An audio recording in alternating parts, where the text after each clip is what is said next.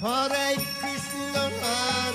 Krishna, Krishna Krishna, Hare Hare, Hare Rama,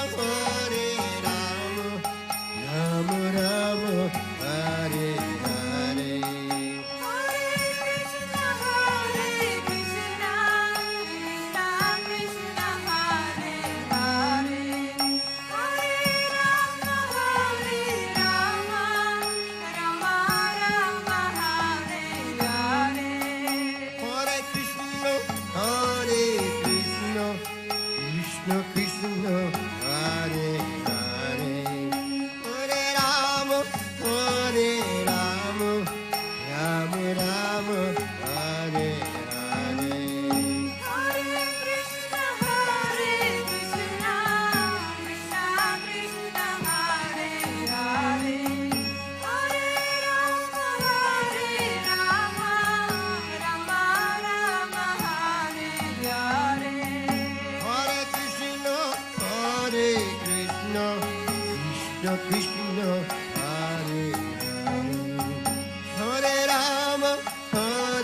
Rama, Rama Rama, Hare Hare.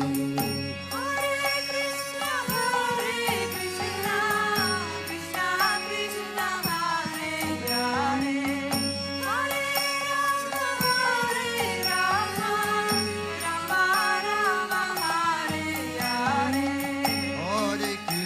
Hare. Hare Krishna, Krishna Krishna, Hare Hare, Hare Rama, Rama Rama, Hare Hare. Hare Krishna, Krishna Krishna, Hare Hare, Hare Rama, Rama Rama, Hare Hare. Hare Krishna, Krishna Krishna, Hare Hare, Hare Rama, Rama Rama, Hare Hare. Hare Krishna, Krishna Krishna, Hare Hare, Hare Rama, Rama Rama, Hare Hare. Hare Krishna, Krishna Krishna, Hare Hare, Hare Rama, Rama Rama, Hare Hare. Hare Krishna, Krishna Krishna, Hare Hare, Hare Rama, Rama Rama, Hare Hare. Hare Krishna, Krishna Krishna, Hare Hare, Hare Rama, Rama Rama, Hare Hare. Hare Krishna, Krishna Krishna, Hare Hare, Hare Rama, Rama Rama, Hare Hare.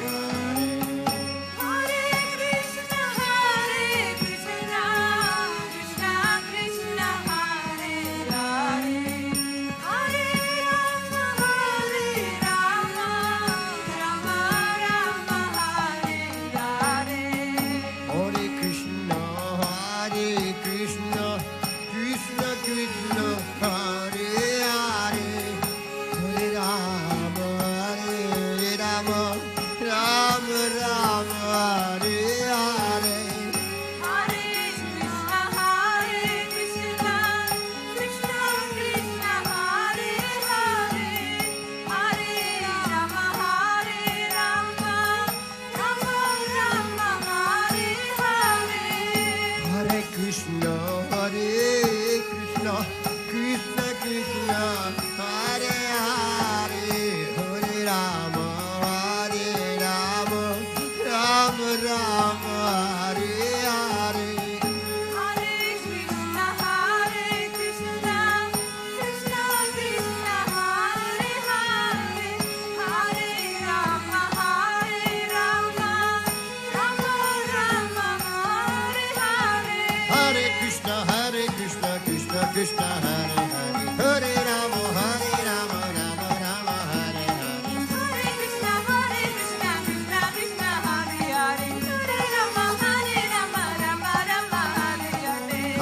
Krishna Hare Krishna Krishna Krishna Hare Hare Hare Rama Rama Rama Hare Hare Hare Krishna Krishna Krishna Hare Hare Hare Rama Rama Rama Hare Hare Hare Krishna Krishna Krishna Hare Hare Hare Rama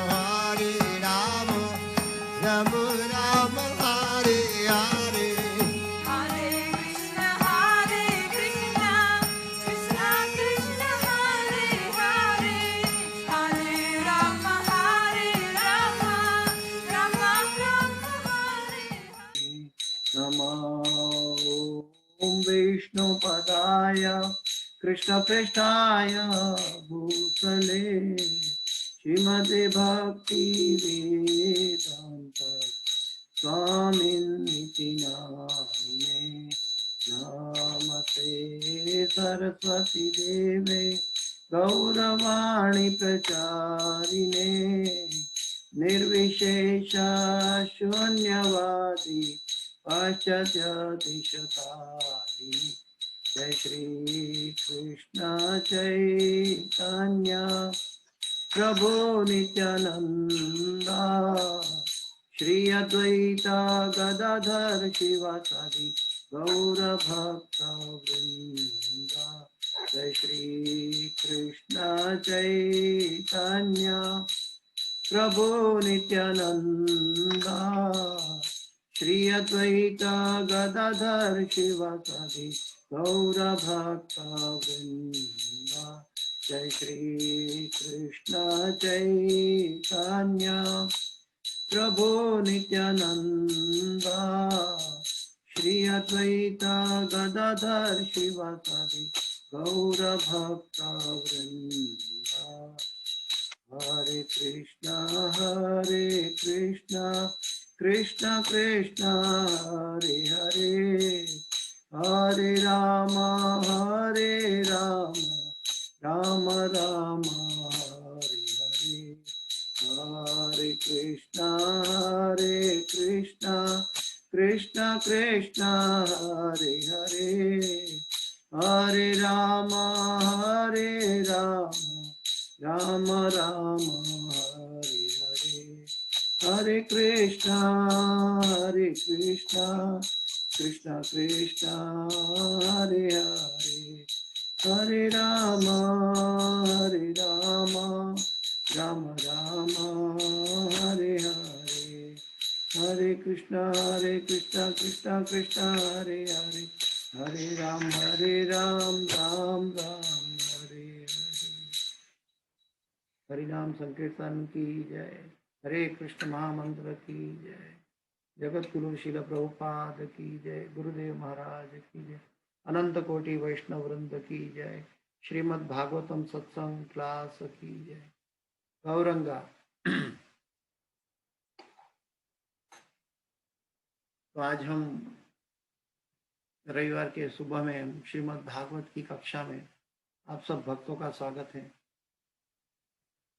जैसे कि हम जानते हैं कि श्रीमद् भागवत के अंदर हम हरी चर्चा कर रहे हैं शौनक ऋषि और सुत गोस्वामी के बीच में। आइए पहले मंगलाचरण करते हैं, फिर क्लास की शुरुआत करेंगे। ओम अज्ञानतिमिरान्धस्य ज्ञानाञ्जनशलाकया चक्षुरुन्मीलितं येन तस्मै श्रीगुरुवे नमः।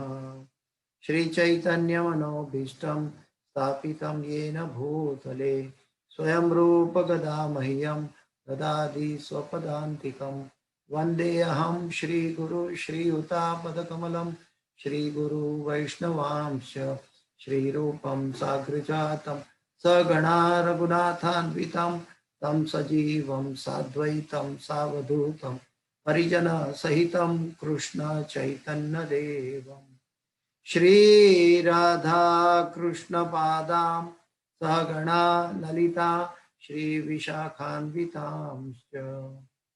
हे कृष्णा करुणा सिन्धो दीनबन्धो जगत्पते गोपेश गोपिका कान्त राधा कांत नमोस्तुते। तप्त कांचन गौरांगी राधे वृंदावनेश्वरी वृषभानुसुते देवी प्रणमामि हरिप्रिये। वाञ्छाकल्पतरुभ्यश्च कृपा सिन्धुभ्य एव च पतितानां पावनेभ्यो वैष्णवेभ्यो नमो नमः। श्री कृष्ण चैतन्य प्रभु नित्यानंद श्री अद्वैत गदाधर श्रीवासादि गौर भक्तवृंद। हरे कृष्णा कृष्णा कृष्णा हरे हरे, हरे राम राम राम हरे हरे। जयतां सुरतो पंगो मम मंदमते गति मत्सर्वस्वपदाम्भोजो राधा मदन मोहन। कृष्णाय वासुदेवाय देवकी नंदनाय च नंद गोपकुमाराय गोविंदाय नमो नमः, गोविंदाय नमो नमः, गोविंदाय नमो नमः। ओम नमो भगवते वासुदेवाय, ओम नमो भगवते वासुदेवाय, ओम नमो भगवते वासुदेवाय। नारायणं नमस्कृत्यं नरं चैव नरोत्तमं देवीं सरस्वतीं व्यासं ततो जयं मुदीरये। नष्टप्रायेषु अभद्रेषु नित्यं भागवत सेवया भगवते उत्तम श्लोके भक्तिर्भवति नैष्ठकी। मुखं करोति वाचालं पंगुं लंघयते गिरिं यत्कृपातमहं वन्दे परमानन्दमाधवं श्रीगुरुदीनतारणं श्रीचैतन्य ईश्वरम्। हरे कृष्णा कृष्णा कृष्णा हरे हरे, हरे राम राम राम हरे हरे। गौरंगा। तो जैसे हम सब जानते हैं, श्रीमद् भागवत के प्रथम स्कंद के अंदर, प्रथम स्कंद के दूसरे अध्याय में हमने लास्ट क्लास में पूर्णाहुति की थी। लास्ट क्लास में थोड़ा रिकेप करते हुए चलते हैं कि शौनक ऋषिगण का 6 प्रश्न था और उसके अंतर्गत संक्षिप्त में जवाब अभी दे रहे हैं सुत गोस्वामी, और इसके अंदर 4 प्रश्नों के जवाब दे चुके हैं और 5वां प्रश्नों का जवाब देने वाले हैं। पहला अध्याय का 17वां श्लोक में भगवान श्री कृष्ण की जो कार्यकलाप है, एक्टिविटीज है, जो सृष्टि के सर्जन के लिए, तो उनके बारे में ऋषि मुनियों का प्रश्न था कि भगवान ने कैसे सृष्टि का सर्जन किया। तो ये प्रश्न के अंतर्गत अभी जवाब सुत गोस्वामी दे रहे हैं, और ये प्रश्न का जवाब पूरा ये अध्याय है, पूरा अध्याय। तो इसका अभी पहला श्लोक लेने जा रहे हैं। श्रीमद् भागवतम पहला स्कंद तीसरा अध्याय पहला श्लोक। तीसरा अध्याय का नाम है समस्त अवतारों के स्रोत श्री कृष्ण।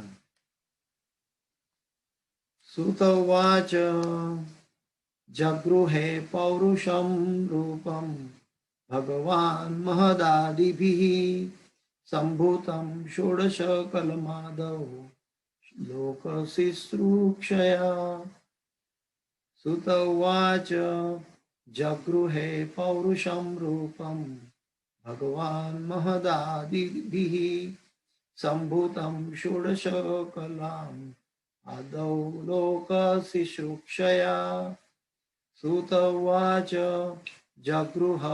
जगृहे पौरुषं रूपं भगवान् महदादिभिः सम्भूतं षोडशं कलम् आदौ लोकं शुश्रूषया। सूत जी ने कहा, सृष्टि के प्रारंभ में भगवान ने सर्वप्रथम विराट पुरुष अवतार के रूप में अपना विस्तार किया और भौतिक सृजन के लिए सारी सामग्री प्रकट की। इस प्रकार सर्वप्रथम भौतिक क्रिया के 16 तत्व उत्पन्न किए। यह सब भौतिक ब्रह्मांड को उत्पन्न करने के लिए किया गया। फिर से मैं पढ़ता हूं अनुवाद। सूत जी ने कहा, सृष्टि के प्रारंभ में भगवान ने सर्वप्रथम विराट पुरुष अवतार के रूप में अपना विस्तार किया और भौतिक सृजन के लिए सारी सामग्री प्रकट की। इस प्रकार सर्वप्रथम भौतिक क्रिया के 16 तत्व उत्पन्न हुए। यह सब भौतिक ब्रह्मांड को उत्पन्न करने के लिए किया गया। तो सूत गोस्वामी का प्रश्न था, उसके आधार पर कि भगवान के कार्यकलाप क्या है और भगवान ने सृष्टि का सर्जन कैसे किया। पहला अध्याय के 17वें श्लोक में ये प्रश्न पूछा गया था। तो इसका जवाब अभी सूत गोस्वामी देने जा रहे हैं। यहाँ पे हम देखते हैं कि भगवान श्री कृष्ण पूर्ण पुरुषोत्तम परमेश्वर है और इसका बार बार एक या अलग अलग दृष्टिकोण से प्रकट किया गया है। जैसे कि पिछले श्लोक में हमने पढ़ा था, 28 और 29वें श्लोक में पढ़ा था, वासुदेव परा वेदा वासुदेव परा मखः वासुदेव परा योगा वासुदेव परा क्रिया वासुदेव परम ज्ञानम वासुदेव परम तपः वासुदेव परो धर्मो वासुदेव पराम गतिः। तो आज भी भगवान श्री कृष्ण, वासुदेव श्री कृष्ण, उनके बारे में चर्चा हो रही है और आगे जाके फिर भी बार बार श्रील व्यासदेव जी भगवान श्री कृष्ण की और वासुदेव कृष्ण की महत्ता को स्थापित कर रहे हैं। वासुदेव श्री कृष्ण यानी कि भगवान, यहाँ पे बता रहे हैं कि भगवान विष्णु, भगवान कृष्ण का जो पहला पुरुष अवतार हुआ, भगवान महाविष्णु, और उनके द्वारा पूरा सृष्टि का सर्जन किया। और सर्जन के अंतर्गत महाविष्णु ने अपनी आंखों से दृष्टिपात किया और वो दृष्टिपात से भौतिक जगत का निर्माण के लिए 16 जो ओरिजिनल एलिमेंट है, ओरिजिनल पदार्थ है, ओरिजिनल तत्व है, उनका प्रादुर्भाव किया। 16 तत्व। वो 16 तत्व क्या है? 5 स्थूल तत्व है जिसको हम कहते हैं पृथ्वी जल अग्नि वायु आकाश। 5 कर्मेंद्रिया है, 5 ज्ञानेंद्रिया है और 1 मन है। ये 11 और 5 16 तत्व का सर्जन किया। और ये सर्जन करने के बाद भगवान ने अपनी आंखों से भौतिक तत्व, जो इसका पदार्थ के रूप में जो घटक था, इंग्रेडिएंट जिसको कहते हैं, वो ओरिजिनल तत्व प्रकट किया और इसके ऊपर दृष्टिपात करके भगवान ने सृष्टि का सर्जन किया। इस सृष्टि के सर्जन के दरमियान भगवान ने कुछ बातें ऐसी हुई कि कैसे उसको गति में लाया जाए। तो सृष्टि, क्योंकि ये शाश्वत नहीं है, परिवर्तनशील है, तो पहले तो भगवान श्री कृष्ण तो शाश्वत इटर्नल टाइम में स्थित है, लेकिन वही भगवान श्री कृष्ण अपने विराट रूप में जो भौतिक सृष्टि का सर्जन करने के समय अलग अलग तत्वों का जो निर्माण किया, उसके अंदर सबसे पहले समय क्या उत्पत्ति की। जब समय की उत्पत्ति की तो समय में भूतकाल है, वर्तमान काल है और भविष्य काल है। यानी कि समय बहता है, समय चलता है रोटेशन पे। तो ऐसे समय की उत्पत्ति की, जो हमने लास्ट क्लास में देखा था। उसके बाद में ये भगवान महाविष्णु की शरीर के छिद्रों से अनंत कोटि ब्रह्मांड उत्पन्न किए। भगवान महाविष्णु ने सांस लिया और सांस लेने से अनंत सांस बाहर निकालने से अनंत कोटि ब्रह्मांड उनके शरीर के छिद्रों से पानी की बूंद की तरह प्रकट हुए। तो पहले प्रभुपाद जी के तात्पर्य पढ़ते हैं, फिर चर्चा करते हैं। तात्पर्य छोटा है लेकिन बहुत जरूरी है समझने के लिए, टेक्निकल है, ये फंडामेंटल है। ये समझेंगे तो हम आगे भगवान की महत्ता को समझने में हमें तकलीफ नहीं होगी। तात्पर्य भाई ऐसी भक्ति वेदांत स्वामी श्रील प्रभुपाद महाराज की जय। भगवत गीता का मत है कि भगवान कृष्ण अपने पूर्णांशों के विस्तार से इन भौतिक ब्रह्मांडों को पालन करते हैं। अतः यह पुरुष रूप उसी सिद्धांत की पुष्टि है। आदि भगवान वासुदेव या श्री कृष्ण भगवान जो राजा वसुदेव या राजा नंद के पुत्र के रूप में विख्यात है, समस्त ऐश्वर्यों, शक्तियों, यश, सौंदर्य, ज्ञान तथा वैराग्य से परिपूर्ण है। भगवान के 6 ऐश्वर्य के बारे में बताया। उनके ऐश्वर्य का एक अंश निराकार ब्रह्म के रूप में प्रकट होता है। भगवान का एक ऐश्वर्य का एक अंश निराकार ब्रह्म के रूप में, तो एक अंश परमात्मा के रूप में प्रकट होता है भगवान का। उन्हीं भगवान श्री कृष्ण का यह पुरुष रूप भगवान का मूल परमात्मा स्वरूप है। जो परमात्मा है उन्होंने विराट रूप धारण किया था, ये परमात्मा स्वरूप है ओरिजिनल। भौतिक सृष्टि के 3 पुरुष होते हैं, भौतिक सृष्टि के 3 पुरुष होते हैं, और यह रूप जो कारणोदक्षाई विष्णु कहलाता है, तीनों में से प्रथम है। अन्य रूप है गर्भोदक्षाय विष्णु तथा क्षीरोदक्षाय विष्णु, जिनके बारे में हम क्रमशः जानेंगे। इन कारणोदक्षाय विष्णु में रोमकूपों से असंख्य ब्रह्मांडों की उत्पत्ति होती है, और प्रत्येक ब्रह्मांड में भगवान गर्भोदक्षाय विष्णु के रूप में प्रवेश करते हैं। तो यहाँ पे थोड़ा डिस्कस करके फिर आगे चलेंगे तात्पर्य में। तो जैसे हम चर्चा कर रहे हैं कि भगवान ने अपनी सांस लिया और सांस के माध्यम से अपने शरीर के छिद्रों से अनंत कोटि ब्रह्मांड को प्रकट किया, और वो ब्रह्मांड के अंदर जो उनके ओरिजिनल महत तत्व जिसको कहते हैं 16 तत्व, वो 16 तत्वों को प्रस्थापित किया।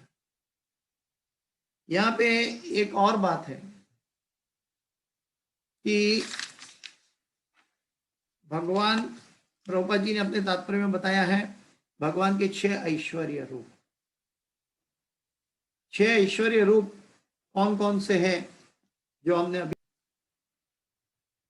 यश, सौंदर्य, ज्ञान, वैराग्य और ऐश्वर्य, समस्त ऐश्वर्य, ये 6 ऐश्वर्य प्रकट किए भगवान ने। ये ऐश्वर्य भगवान ने क्यों प्रकट किए? भगवान को अपना ऐश्वर्य प्रकट करने की क्या जरूरत है? तो इसका जवाब पिछले अध्याय के आखिरी श्लोक में बताया गया।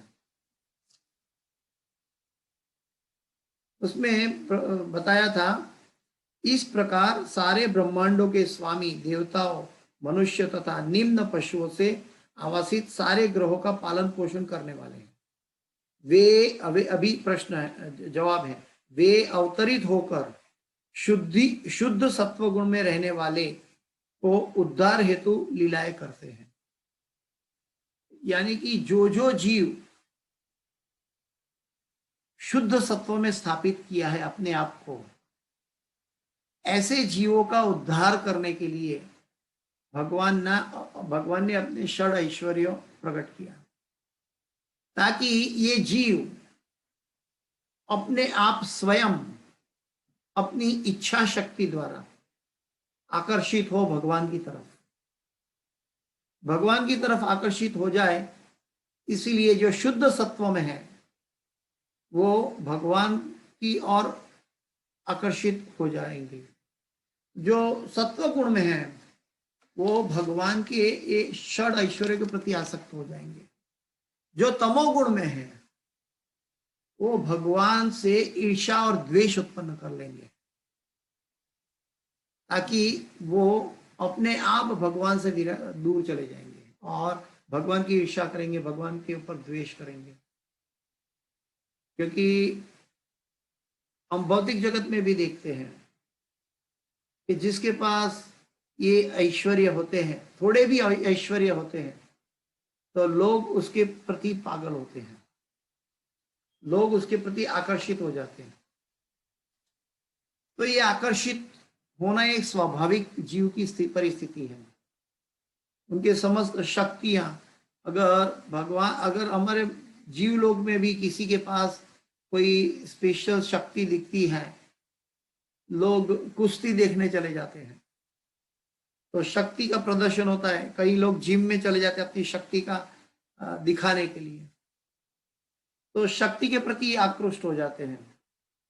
कोई अपना यश, संसार में कई लोगों उनका यश का गुणगान करें, इसके लिए यश के प्रति जो व्यक्ति है उसके प्रति लोग आकर्षित हो जाते हैं। कई बार उनके सौंदर्य, ब्यूटी, उसके प्रति लोग आकर्षित हो जाते हैं। कई बार ज्ञान के प्रति आकर्षित हो जाते हैं। और वैराग्य, ये सब होने के बाद भी जिन्होंने संसार से विरक्ति की, जैसे कि साधु है, सन्यासी है, गुरु है, तो उससे भी आसक्त हो जाते हैं। तो ये भगवान की जो भक्त है, शुद्ध भक्त है, ये ऐश्वर्य, भगवान के प्रति जो ये ऐश्वर्य है उसके प्रति आसक्त हो जाएंगे। वो व्यक्ति जो रजोगुण में है वो भगवान से एनवी करेगा, भगवान से क्या करेगा? द्वेष और ईर्ष्या करेगा। और जो तमोगुण में है वो भगवान का अस्तित्व को स्वीकारेगा ही नहीं। क्षम्यता, मैंने पहले बताया था, उसमें करेक्शन करता हूं कि भगवान श्री कृष्ण सत्व गुण वाले जीवों को एकत्रित करके अपने धाम में वापस ले जाने के लिए अपना 6 ऐश्वर्य प्रकट किया है। और बाकी सभी जो जीवगण हैं उनकी क्रमशः शुद्धि के कारण भगवान ने हर एक जीव को आंशिक स्वतंत्रता दी है।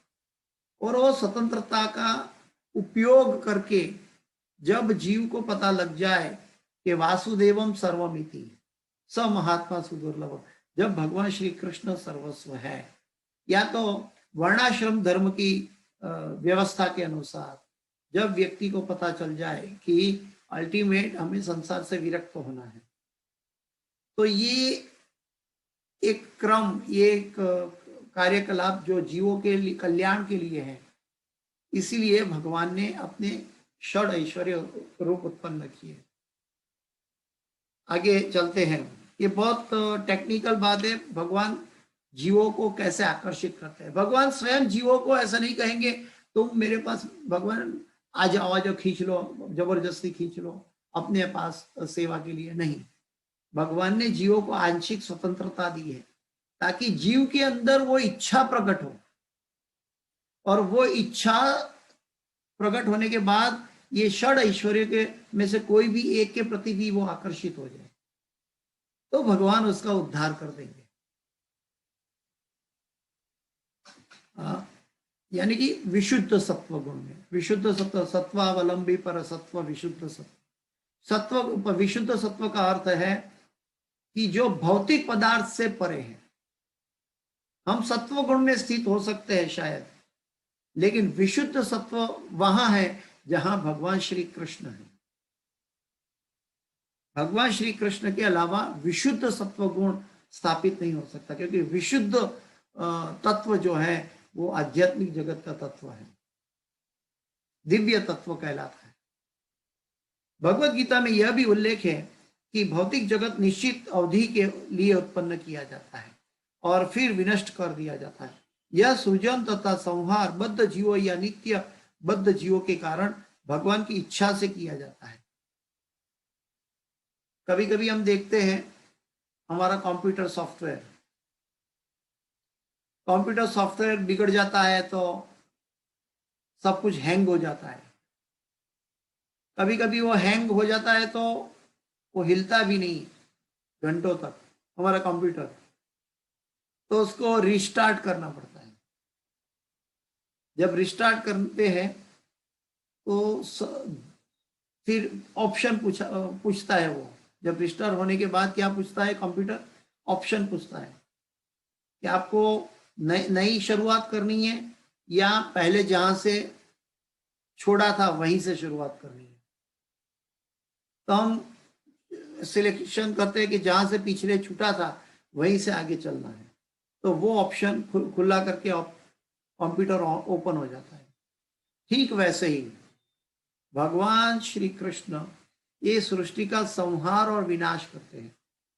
वो सृष्टि के जो प्रागट्य के बाद जो जो जीवों को शुद्ध करना है क्रमशः उनको तो उन्होंने सत्वगुण में कर लिया, लेकिन बाद में तमोगुण और रजोगुण इतना बढ़ जाता है कि इनकी शुद्धि नहीं हो पा रही है। तो वहां जो कार्यक्रम है वो जैसे कंप्यूटर में जो क्रैश हो जाता है वैसे सृष्टि का संहार हो जाता है और सभी तत्व जहां पे थे वही जगह में भगवान के शरीर में प्रवेश करते हैं, भगवान के विराट रूप में प्रवेश कर जाते हैं। और जैसे भगवान ने दूसरा श्वास बाहर निकाला तो उसी समय वापस वो ब्रह्मांड का वो सृष्टि का सर्जन हो जाते हैं और वो जीव सृष्टि जिन्होंने अपने पूर्व कर्म जहां तक रुके थे वहीं से उनका आगे चलने का प्रोग्राम चालू हो जाता है। तो इससे क्या होगा कि फिर से जीवों को मदद की भगवान ने कि वो अपनी इच्छा शक्ति से समझे कि उनका अल्टीमेट स्रोत भगवान श्री कृष्ण और उनकी प्रसन्नता, उनकी कार्यकलाप है, उनकी दिव्य लीलाओं में शामिल होना ये जीव का एक मात्र कर्तव्य है। तो इसलिए भगवान ने ये षड ऐश्वर्य उत्पन्न किया और जो शुद्ध सत्व में नहीं स्थापित हुए उन लोगों के लिए फिर सृष्टि का सर्जन और संहार चलता रहा। आगे बताते हैं कि कि बद्ध जीव या नित्य बद्ध जीवों के कारण भगवान की इच्छा से किया जाता है। भगवान की इच्छा क्या है?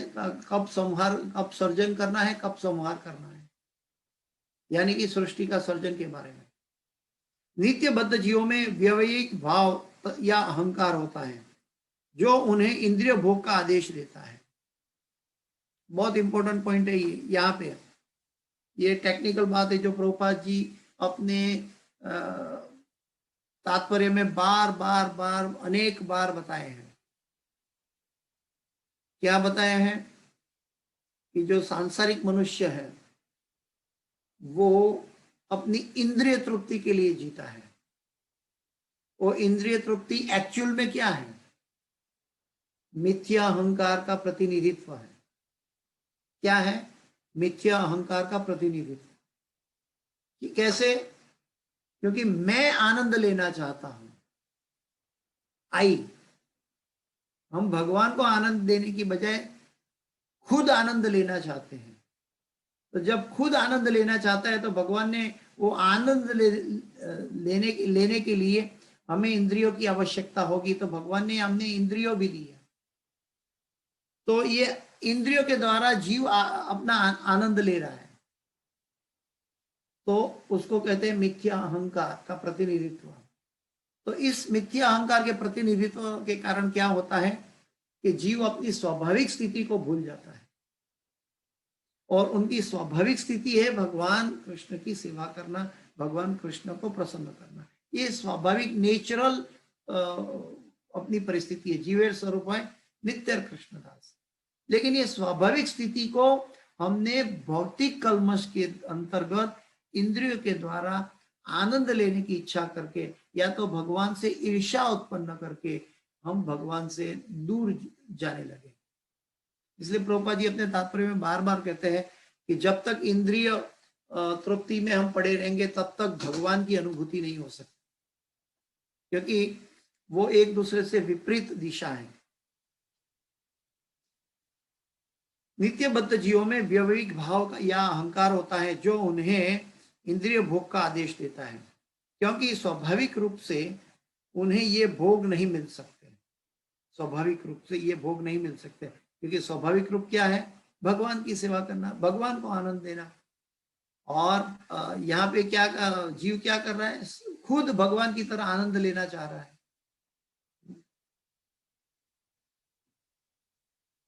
तो मिल सकता है। भगवान ही एकमात्र भोक्ता है और शेष सब भोग्य है। भगवान ही एकमात्र भोक्ता है और शेष सब भोग्य है। भोक्तारम यज्ञ तपसाम सर्वलोक महेश्वरम सुहृदम सर्वभूतानाम नात्मा माम शांति मृच्छति। तो भगवान श्री कृष्ण सभी जीवों का नियंता है और ओरिजिनल भोक्ता है, और सभी जीव जो है वो प्रकृति है और सब भोग्य है। और भोग्य और भोक्ता के बीच में जो परिस्थिति है उसको हम साधन कहते हैं। और वो साधन भक्ति में हम जो भक्ति करते हैं वो भी हमारी एक साधना कहलाती है। तो साधना के द्वारा जीव भगवान की सेवा करने में शुरुआत कर लेता है जब गुरु, प्रामाणिक गुरु उनको मिलता है। आगे चलते हैं, इसमें बहुत इंटरेस्टिंग टेक्निकल पॉइंट्स हैं। भगवान ही एकमात्र भोक्ता है और शेष सब भोग्य है। जीव पराधीन भोक्ता है। जीव पराधीन भोक्ता है। जब तक भगवान की मदद नहीं होगी तब तक जीव कुछ नहीं कर सकता। भगवान ने जीवों को आनंद लेने के लिए, क्योंकि जीव का ओरिजिनल स्वरूप है आनंदमय अभ्यास, तो जीवों को आनंद देने के लिए भगवान के सामने जीवों ने ईर्ष्या प्रकट की तो भगवान से विरक्त हो गए, दूर हो गए। लेकिन वो फिर भी भगवान वो जीवों के करुणा और हितेच्छु होने के कारण जीवों को अपनी आनंद लेने की प्रवृत्ति में सहायक बन रहे हैं। तो पहले मैंने जैसे कहा था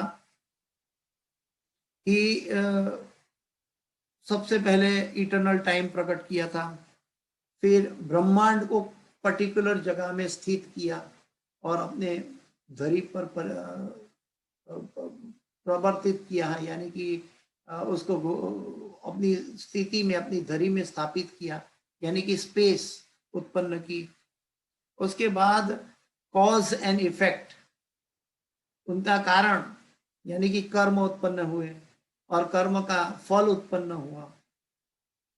और उसके बाद मन और मन के इंग्रेडिएंट्स, अपने आनंद लेने की इच्छा प्रकट की, मन और इच्छा प्रकट की।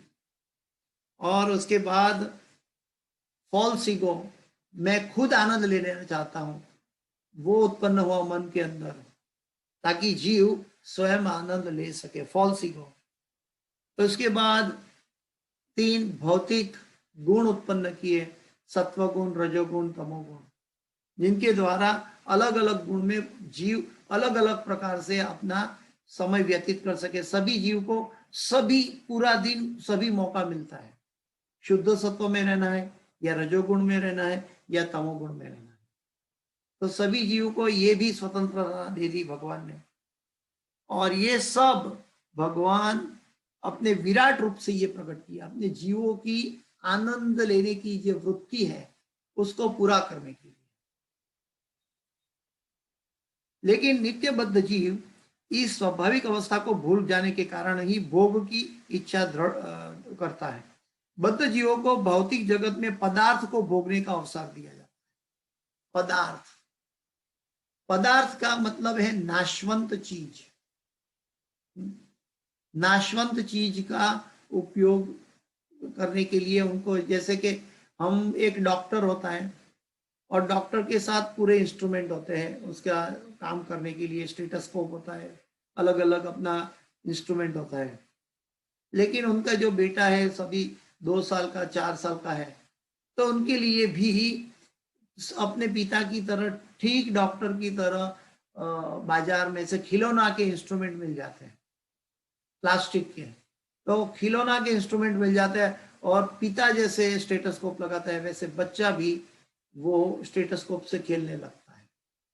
लेकिन वो बच्चा जब खेलता है तो उसमें न तो कोई ओरिजिनल तत्व है और न भी वो कोई दर्दी का सॉल्यूशन कर सकता है, क्योंकि वो तो इमिटेट कर रहा है। तो ये भौतिक जगत में जो हम आनंद लेने की वृत्ति है, ये हम इमिटेट कर रहे हैं, एक्चुअल आनंद यहाँ पे है ही नहीं। इसलिए तो भगवान कहते हैं दुखालयम अशाश्वतम, इस जगत दुखालय है और इसमें असली आनंद है नहीं। असली आनंद तो फिर है कहाँ? तो असली आनंद आध्यात्मिक जगत में है। यहाँ पे दुखों को रोकने की क्षमता है, आ जाती है हमारे अंदर, तो उसको हम सुख मानते हैं, आनंद मान बैठते हैं। तो ओरिजिनल जैसे प्लास्टिक के खिलौनों में ओरिजिनल जो स्टेटस को काम करता है, ऐसा कार्यकलाप नहीं हो सकता। ठीक वैसे ही भौतिक जगत के पदार्थों से हम आध्यात्मिक जगत की सेवा का अनुभव नहीं कर सकते। आध्यात्मिक जगत की सेवा के लिए हमें आध्यात्मिक स्तर तक, विशुद्ध सत्व गुण तक उठना होगा और उसको उठने के लिए हमें मिथ्या अहंकार छोड़ना होगा।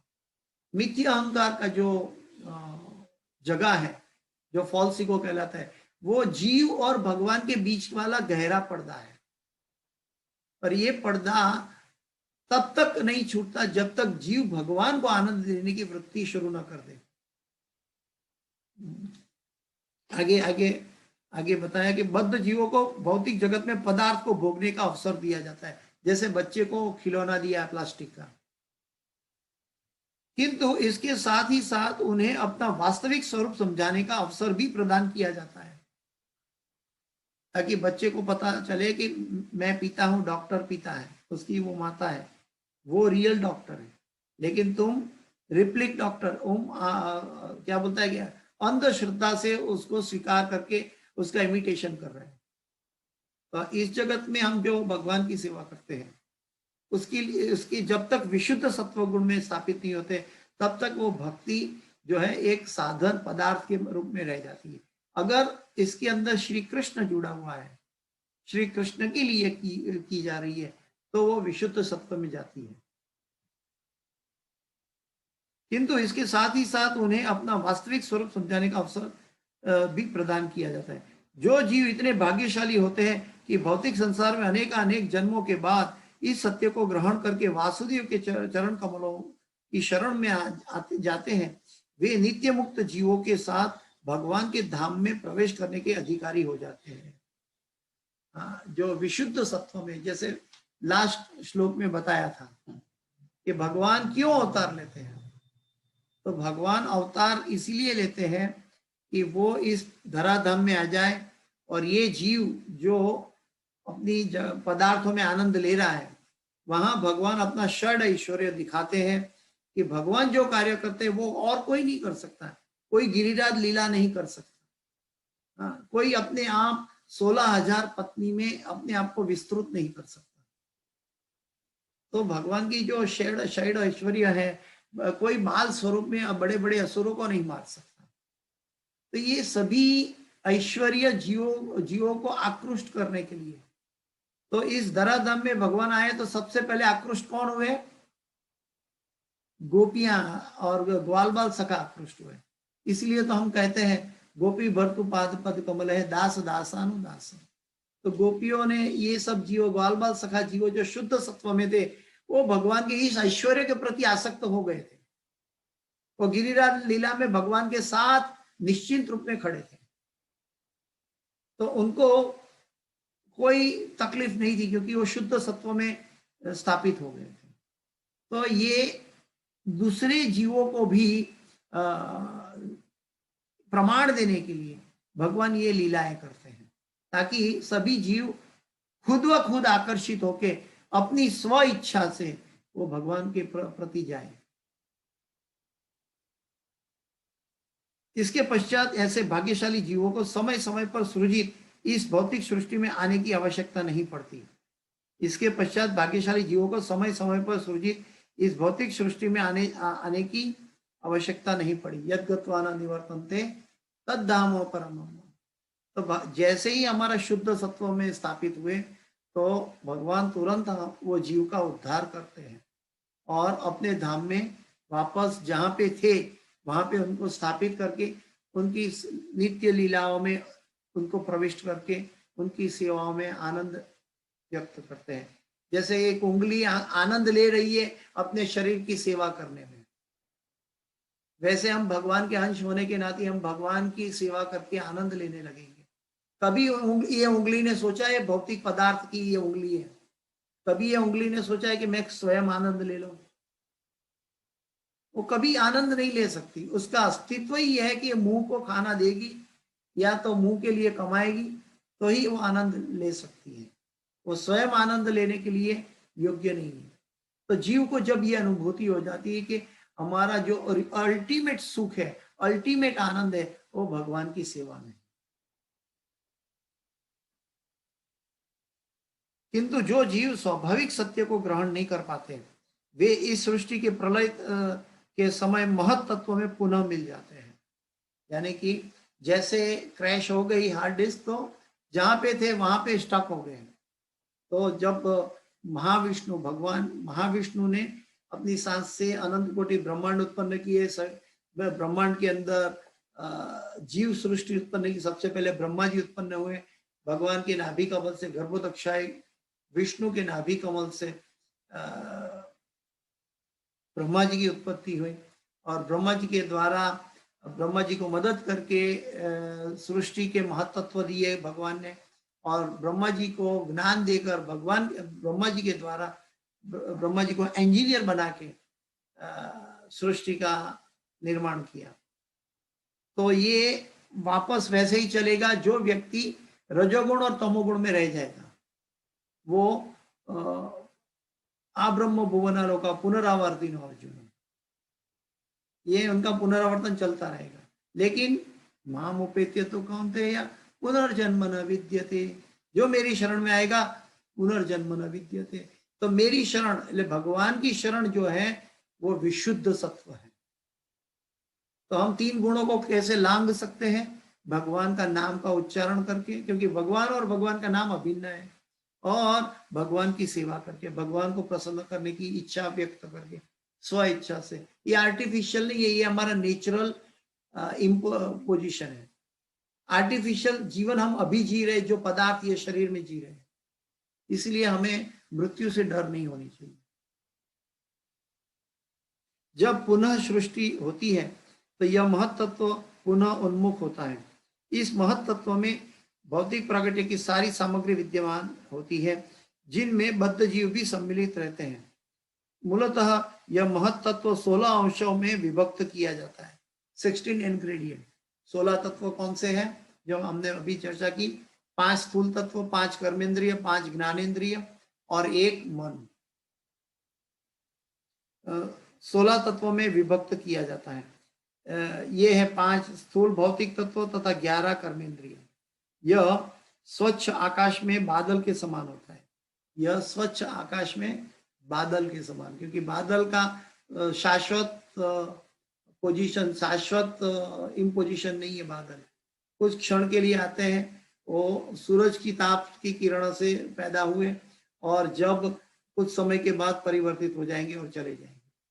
बारिश गिर जाएगा, उसका परमानेंट इटर्नल स्पेस नहीं है। बादल की तरह उत्पन्न होते हैं। जैसे बच्चों का खिलौना और डॉक्टर के बच्चों का खिलौना जो था, वो खिलौना शाश्वत नहीं रह जाता है। वो थोड़ा बड़ा हो जाएगा तो बच्चा वो खिलौना छोड़ देगा अपने आप, वो अनुभव कर लेगा कि ये सब झूठा है। तो ठीक वैसे ही जीव भी अनुभव कर लेगा कि ये भौतिक जगत झूठा है। आध्यात्मिक आकाश में ब्रह्म का तेज चतुर्दिक फैला रहता है और समग्र मंडल दिव्य आकाश से जाजल्यमान रहता है। इस विस्तृत असीम आध्यात्मिक आकाश के किसी कोने में महत्त्व एकत्र होता है और आकाश को का जितना भाग महत्त्व से ढका रहता है वह भौतिक आकाश कहलाता है। यानी कि ओरिजिनल आकाश को बादलों से जो ढक गया या भौतिक जगत के महत्त्व से ढक गया, ये 16 तत्वों से जो ढक गया, उसको कहते हैं भौतिक आकाश। महत्त्व का यह भाग संपूर्ण आध्यात्मिक आकाश का नगण्य अंश होता है। ये हमारे भौतिक जगत में हम आकाश की ओर देखते हैं, आकाश में कितने तारे हैं, तो बोलते हैं कि हम करोड़ों साल तक रात दिन बैठे रहे तो भी उसको गिन नहीं सकते। ये भौतिक जगत का आकाश है। ये भौतिक जगत के अंदर तारे दिखते हैं, लेकिन ये भौतिक जगत का आकाश जो है वो आध्यात्मिक जगत के आकाश के सामने नगण्य बराबर है। यानी कि इसको कैसे समझेंगे? 100 किलो चावल है हमारे पास, 100 किलो चावल हमारे पास है, उसके अंदर एक दाना जो है, उसके अंदर एक दाना सुनाई देता है, तो एक दाना का अस्तित्व क्या है? 100 किलो चावल के सामने एक दाना का अस्तित्व क्या है? ठीक वैसे ही आध्यात्मिक जगत के सामने भौतिक जगत का अस्तित्व एक दाने के बराबर है। तो जब पूरा ओरिजिनल सृष्टि जो हमारा एक्चुअल नियंता है, जो हमें एक्चुअल हमारा केयर टेकर है, वो भगवान है, तो हमें भौतिक पदार्थों से विरक्त होने में तकलीफ क्यों होती है?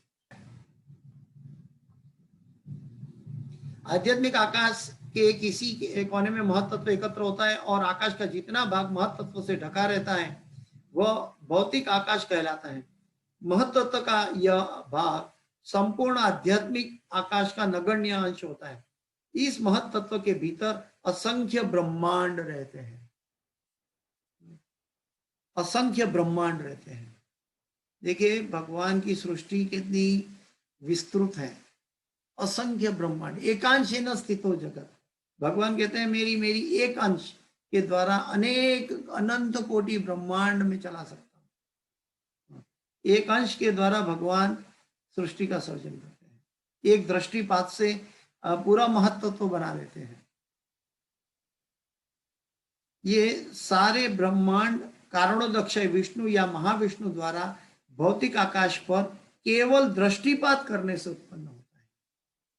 तो भगवान कितने शक्तिशाली हैं कि उनकी दृष्टि मात्र से अनंत कोटि ब्रह्मांड पैदा हो जाता है और उसके अंदर जो कार्य करने वाले जो इंग्रेडिएंट है, ये 16 तत्व एक दृष्टिपात से उत्पन्न हो जाते हैं। हमारी दृष्टि से हम कुछ उत्पन्न नहीं कर सकते, भौतिक दृष्टि से। हमारी भौतिक दृष्टि से कभी कभी हम गलत इच्छाएं कर बैठते हैं, लेकिन हमारी जब आध्यात्मिक दृष्टि जब खुल जाती है तब हमारी भौतिक इच्छा ऑटोमेटिक विरक्त हो जाती है। और वो आध्यात्मिक इच्छा कौन खुलता है? चक्षुरुन्मीलितं येन तस्मै श्री गुरुवे नमः। तो हमारी जो आध्यात्मिक दृष्टि को खोलना है, वो डिब्बे को खोलना है, वो डिब्बे में से बताना है, क्या बताना है?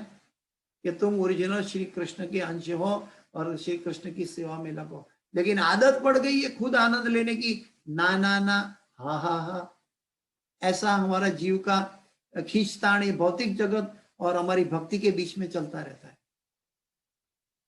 जब हमें सब कुछ पता होने, अगर मनुष्य जीवन को अपनी आयु के द्वारा जब सब पता चल जाता है कि उसकी आयु क्षीण होती जा रही है और वो धीरे धीरे धीरे मृत्यु की ओर जा रहा है, तो 4 वर्णाश्रम के द्वारा भी भगवान हमें शिक्षा दे रहे हैं कि अब समझ जाओ, अब समझ जाओ, अब समझ जाओ। और पदम पदम यद विपदाम न तेषाम, ये भौतिक जगत में पद पद पर विपत्ति है। क्यों? क्योंकि हम जाग जाए। जब विपत्ति नहीं आएगी तो हम जागेंगे नहीं। तो ये भगवान ने ये विपत्ति हमें इसीलिए दी है कि हम जाग जाए। कुंती माता भगवान से विपत्ति मांगती है ताकि हम सोए नहीं, जागे रहे, क्योंकि हम भगवान का जैसा नाम पुकारेंगे भगवान का एसोसिएशन हो जाएगा। अभी जड़ पदार्थों से इसकी अनुभूति नहीं कर पा रहे। ये बच्चा जो स्टेटस्कोप, बच्चे का खिलौना का स्टेटस्कोप से देख रहा है तो उसको समझ में नहीं आ रहा है कि पिताजी अपने स्टेटस्कोप से क्या देख रहे हैं। तो ये ठीक एग्जाम्पल दिया है ये इसका सृष्टि के सर्जन के बारे में। ये भगवान जीवों पर करुणा करने के हेतु और उनकी इच्छाएं पूरी करने हेतु ये भौतिक सृष्टि का सर्जन किया है। और भौतिक सृष्टि का सर्जन करने के बावजूद भी भगवान जीवों पर आधिपत्य नहीं जमाते हुए भगवान अपने जीवों को पूरा अपना हक देते हैं ताकि उनको समझ में आ जाए। गुरु महाराज समझाते हैं कि स्वर्ग में पूरा सुख ही सुख है, तो वहां भगवान को याद ही नहीं आते, वो अपने भोग और ऐश्वर्य में पड़े रहते हैं। नर्क लोक में दुख ही दुख है, इतना कातिल दुख है कि हम दुख से बाहर आए तो भगवान को याद करेंगे।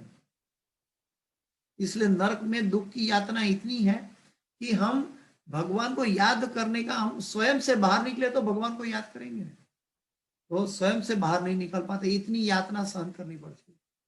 लेकिन ये भौतिक जगत जो है बीच में है, इसमें भगवान ने हमारे ऊपर कुछ सुख दिया है, कुछ दुख दिया है, फिर कुछ सुख दिया है, कुछ दुख दिया है, कुछ सुख दिया है, कुछ दुख दिया है। जब दुख है तो सुख की अनुभूति है और सुख है तो दुख की अनुभूति है। ये दोनों अनुभूति भगवान यहाँ पे हमने भौतिक जगत में करवा रहे हैं। क्यों? ताकि हम जाग जाए कि हमारा ये असली जगह नहीं है, हमारा असली जगह भगवत धाम में। भगवत धाम में हमारी असली जगह होने के नाते हम वहां शाश्वत भगवान की शुद्ध सत्व गुण में सेवा कर सकते हैं, प्रेम भक्ति से सेवा कर सकते हैं। अनंत सीमित मात्रा में नहीं, लेकिन अनंत मात्रा में भगवान की सेवा कर सकते हैं। हम भौतिक पदार्थ से यहाँ पे सेवा करेंगे, ये एक कितनी भी करें सीमित मात्रा रहेगी। उसको असीमित बनाने के लिए हमें भगवान श्री कृष्ण के और गुरु के प्रति शरणागति होनी है, और वो मन के द्वारा और हृदय के द्वारा हमें गुरु के उपदेशों का ग्रहण करना होगा। तब जाके हमें आध्यात्मिक जगत की दिशा में हमारे जीव की गति चलने लगेगी। नहीं तो ये परिवर्तित जगत है, अगर इस जन्म में नहीं सुधरे तो 10 जन्म के बाद सुधरना पड़ेगा। सुधरना तो पड़ेगा, और जब तक सुधरेंगे नहीं, जब तक निर्मल नहीं हो जाएंगे, तब तक भगवत धाम नहीं जा पाएंगे। पुनश्चर्वित चर्वणानाम चलता रहेगा। इसलिए प्रभुपाद जी ने कहा है कि मनुष्य को क्या करना चाहिए, माम च व्यभिचारेण भक्ति योगेन सेवते सगुणान समतीत इत्यान ब्रह्म भूयाय कल्पते। व्यक्ति को कम से कम रजोगुण और तमोगुण से ऊपर उठकर सत्व गुण में स्थापित होकर फिर भगवान से अपना नाता जोड़ना है, और जैसे भगवान से नाता जोड़ेंगे तो वो शुद्ध सत्व में चला जाएगा। और जैसे वो संबंध स्थापित कर दिया तो फिर वो जीव अपने आप वो दिशा में गति करेगा जिसको कहते हैं हम अभिधेय, और वो गति करने लगेगा, और वो गति का जो अल्टीमेट ध्येय है संबंध के बाद, तो उसको भगवान मिल जाएंगे, वो है उनका प्रयोजन। तो ये है संबंध, अभिधेय और प्रयोजन। संबंध हो जाएगा तो अभिधेय होगा, संबंध नहीं होगा तो अभिधेय नहीं होगा, वो टूट जाएगा। हमारी भगवान की भक्ति, हम भौतिक जगत में भगवान की भक्ति तरंग रंगिनी भक्ति है, तो वो शुद्ध भक्ति नहीं कहलाती, क्योंकि ये टूटती है, जुड़ती है, टूटती है, जुड़ती है, टूटती है, जुड़ती है, उसका कनेक्शन लूज है। जब तक हमारी भक्ति अव्यभिचारिणी नहीं हो जाती, भटकने, बाह्य पदार्थों में भटकने का, उसका इच्छा दूर नहीं हो जाता, तब तक वो जन्म मृत्यु जरा व्याधि में जकड़ी रहती है। तो ये आज के श्लोक का एक तात्पर्य था। इसके अंदर और भी एक इम्पोर्टेंट बात ये है कि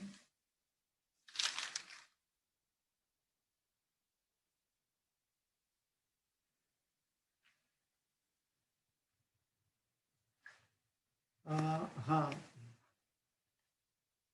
और क्या, हाँ, प्रभुपाद जी ने इसको क्या कैसे समझाया है।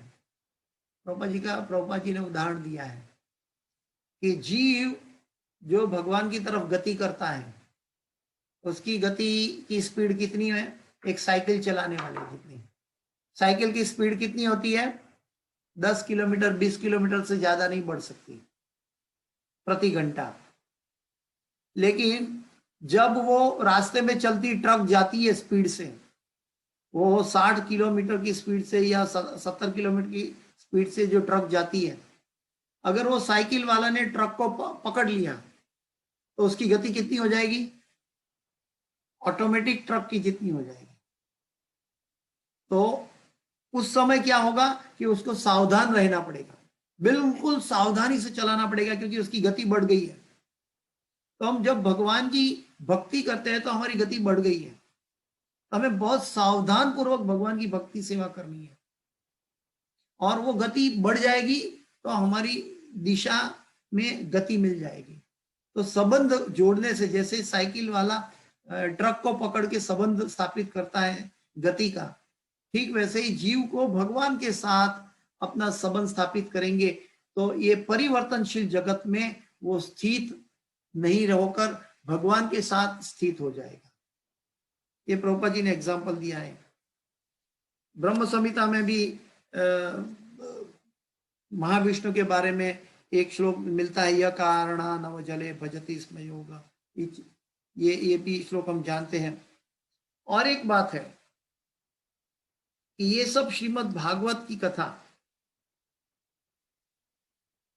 सुखदेव गोस्वामी के मुख से जब मिली सुत गोस्वामी को, तो सुत गोस्वामी सुखदेव गोस्वामी के बारे में कुछ वर्णन कर रहे हैं। दूसरे स्कंद में आता है, दूसरे स्कंद के चौथे अध्याय के 12 से 23वां श्लोक, दूसरे स्कंद का चौथा अध्याय 12 से 23वां श्लोक। उसमें सुखदेव जी की प्रेयर है। सुखदेव जी प्रार्थना करते हैं, सुखदेव जी प्रार्थना करते हैं भगवान को। सुखदेव जी क्या प्रार्थना करते हैं? सुखदेव जी कहते हैं कि जो मेरे मुख से निकलता है, ये प्रभु, जो सरस्वती, जो आपकी महिमा के बारे में मुझे जो बोलना है, वो आपकी करुणा हो कि मैं पूर्ण और परम सत्य बोल पाऊं, ताकि मैं कुछ मनोधर्म से सम्मिलित बातें ना कहूं। ये आखिरी श्लोक में सुखदेव गोस्वामी भगवान से प्रार्थना कर रहे हैं, और उसके साथ साथ ये भी प्रार्थना कर रहे हैं कि जो जो जीवगण, जो जो श्रोतागण, उनको भी भगवान इतनी शक्ति दे, इतनी करुणा दे, ताकि जो मैं बोल रहा हूं वो ठीक तरह ओरिजिनल रूप में समझ सके। एक दूध के कंटेनर को दूसरे दूध के कंटेनर में डालने से दूध दूध ही रहता है, लेकिन अगर कोई जिसमें नींबू पड़ गया है, नींबू पड़ गया है, और ऐसे खटास पड़ गई है, विकार आ गया है, ऐसे कंटेनर में शुद्ध दूध डालेंगे तो वो दही हो जाएगा, वो दूध नहीं रहेगा, धीरे बिगड़ जाएगा दूध। तो जो श्रोतागण है वो भी शुद्ध रहे, विकार ना हो उसके अंदर, इसलिए भी सुखदेव गोस्वामी प्रार्थना कर रहे हैं, ताकि श्रीमद् भागवत जो है हमने पूर्णतया योग्य प्रमाण के द्वारा हमें मिल रहा है, क्योंकि हमारे बदले में, क्योंकि हमारे अंदर कोई लायकात नहीं है, लेकिन ये लायकात हमें मिले, इसीलिए इवन सुखदेव गोस्वामी अपनी लायकात के लिए प्रार्थना कर रहे हैं, और जो जीव सुनने वाले हैं उनके लिए भी प्रार्थना कर रहे हैं। ये सुखदेव गोस्वामी की प्रेयर है। तो ये संबंध जो है, जैसे इसलिए तो कहते हैं कि जब भगवान की भक्ति की अनुभूति कोई दिव्य पुरुष या गुरु के माध्यम से जीव का कनेक्शन करवाती है। सुखदेव गोस्वामी ने ये जो प्रेयर की है, तो जीवों के कल्याण हेतु प्रेयर की है, और अपनी डिपेंडेंसी भगवान को समर्पित करने के लिए प्रेयर की है। सुखदेव गोस्वामी अपनी डिपेंडेंसी भगवान को समर्पित करते हैं, ताकि सुखदेव गोस्वामी स्वयं कह रहे हैं कि गलती से भी मेरे अंदर अहंकार पैदा ना हो जाए, ये ज्ञान मैं बता रहा हूं। तो ये जो गुरु परंपरा से प्राप्त करने का, इसका एक साइंटिफिक रीजन ये है कि हम पोस्टमैन की तरह दे रहे हैं, इसलिए हम इसका ज्ञानी या इसके अधिकारी नहीं है, ये कभी ना सोचे। सुखदेव गोस्वामी अपनी कार्यकलाप में ये कभी नहीं सोचते हैं, इसलिए वो भगवान को ये प्रार्थना करते हैं। ये सब महाजनो ये न गतस्स पंथा, इसलिए हमें धर्म से तत्वम निहितम गुहाय महाजनो ये न गतस्स पंथा, चाहे हम श्रोतागण हो चाहे वक्तागण हो, हमें ये परंपरा माध्यम से श्रीमद् भागवत को ग्रहण करना चाहिए। अगर हम परंपरा माध्यम से ग्रहण नहीं करते और उसको व्यवसाय के माध्यम से कथा के रूप में ग्रहण करेंगे तो ये गलत होगा, और ये श्रीमद् भागवत ने इसका अनुमति नहीं दिया है। तो ये आज की श्लोक का संक्षिप्त में मैं एक्सप्लेनेशन किया है। किसी का कोई प्रश्न है? हरे कृष्णा। इस क्लास की कोई भी सुकृति है तो इस होलीनेस जयप्रता का स्वामी आचार्यपाद गुरुदेव महाराज को मैं अर्पण करता हूँ। इस क्लास की कोई भी त्रुटि, गलती या क्षति रह जाती है तो मेरी अपनी कृपया मुझे क्षमा करें। वांछा कल्पतरुभ्यश्च कृपा सिंधुभ्येव च पतितानां पावनेभ्यो वैष्णवेभ्यो नमो नमः। अनंत कोटि वैष्णव वृंद की जय। श्रीमद् भागवतम की जय। शिल प्रभुपाद की जय। हरे कृष्ण।